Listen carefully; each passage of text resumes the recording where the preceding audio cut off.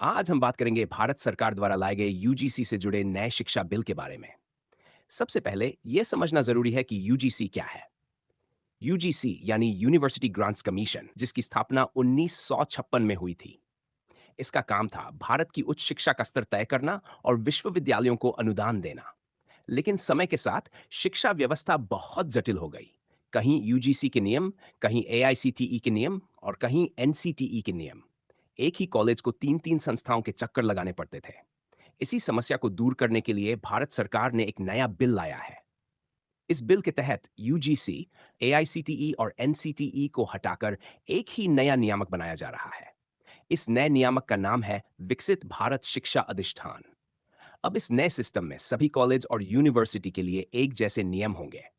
मान्यता, जांच और गुणवत्ता एक ही संस्था तय करेगी।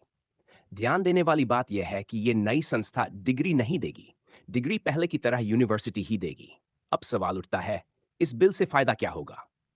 फायदा यह होगा कि नियम सरल होंगे, फर्जी कॉलेजों पर रोक लगेगी और शिक्षा की गुणवत्ता बेहतर होगी।